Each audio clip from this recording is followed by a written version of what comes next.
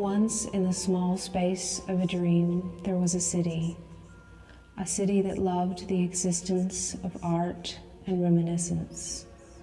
It was a city like Paris, a place where people collected the tiny thoughts of a day and molded them into the shapes of houses and warehouses. And these spaces were loved because they were like home. The city, like Paris, had a river, and the river flowed south. People thought of the river, and they called it the Trinity, for religious reasons, although no one uses it for that anymore. People still go to the lake that feeds the river, and sometimes, though, they think about religion. When you see something that interests you or is beautiful and appealing, you pick that thing up or walk towards it or bite into it. You think about it and you want it to be yours. And that's how it was. Had my hands been large enough, if I were big, I would have held him in my palms. I imagine I could have looked at him for a long time, wishing I were his small size, caught in the same hand with him, being examined and prodded. But since he was in my hands, I suppose I could have let him roll around like something small I found. I could gently pull on his legs and arms, testing their resilience.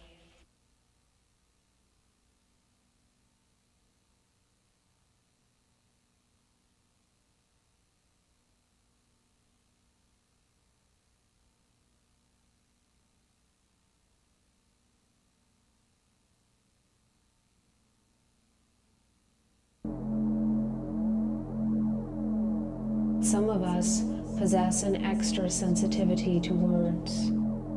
In advanced stages of the disease, even the tongue is affected. Through the infliction of tiny pinpricks, we are exposed to the pain that is necessary to learn, and it is through this process of living that we become aware.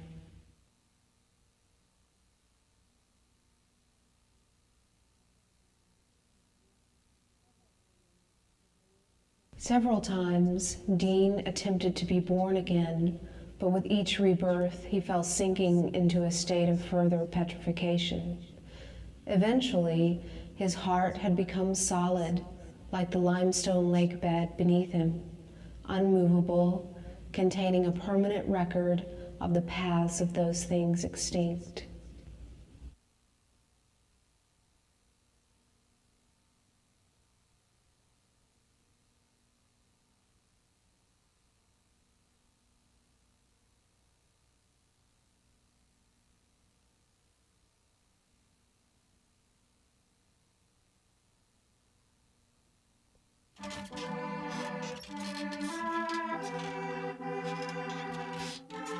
Not prone to anger or physical abuse, he moved steadily through his anxieties with consistency and devotion.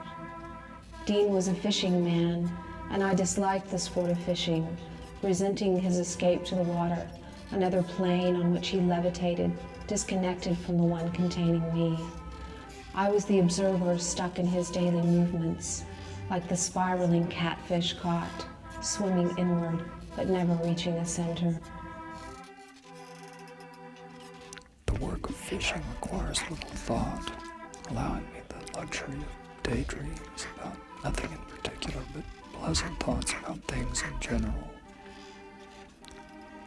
I drift my thoughts across the surface of the lake, romanticizing my life with her, longing for some obscure future happiness,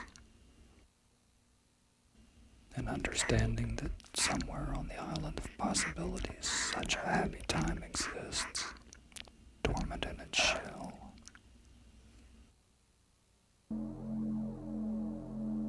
Words arrive out of the subtle space of the mouth, which is a closet, a small room in which all perception occurs.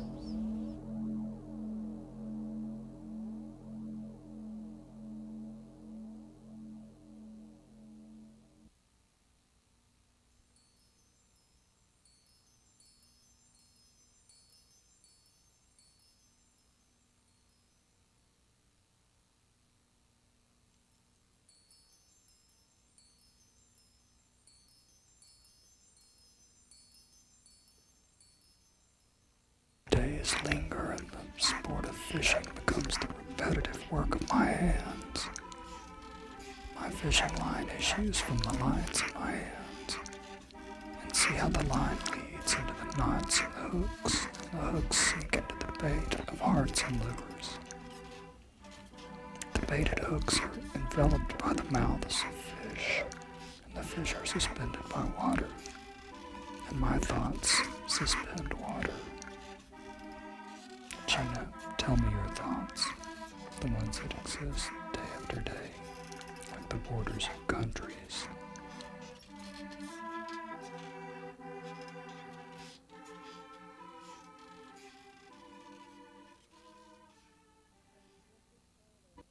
So we drifted further into the gap that filled our lives, a gap consisting of rooms of furniture and knives and forks and air and other objects unfamiliar to us.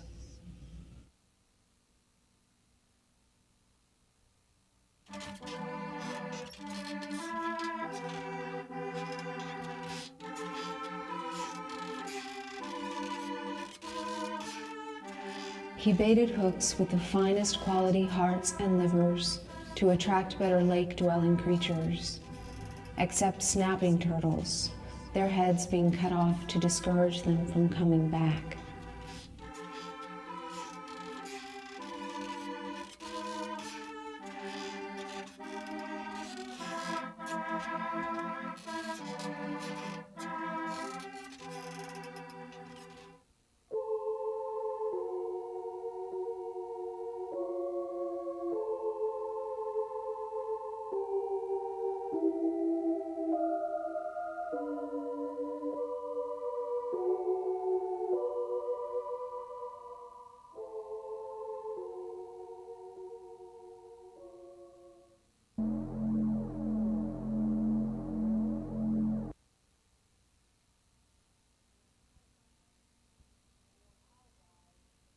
You apologize, and I collect these apologies, hoping someday they will redeem you.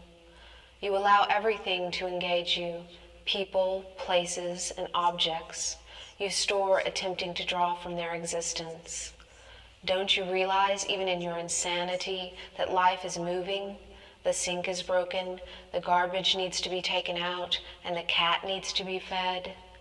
These are the things that weigh me down, along with worries.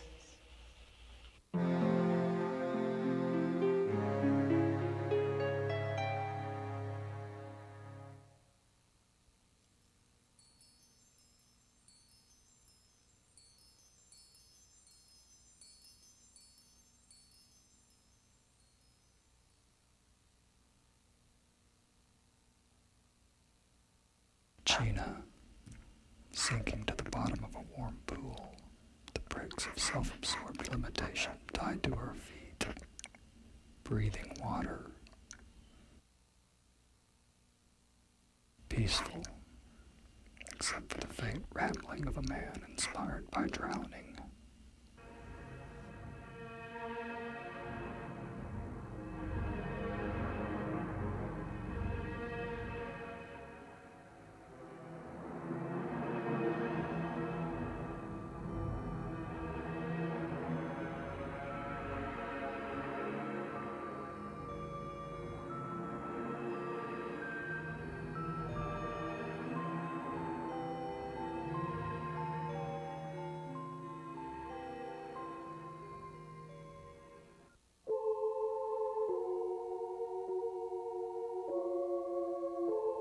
I understood the solution for Dean's dilemma. His disease inhibiting the successful removal of his final barrier.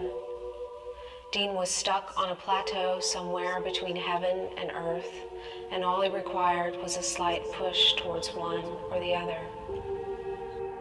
Now Dean will also understand.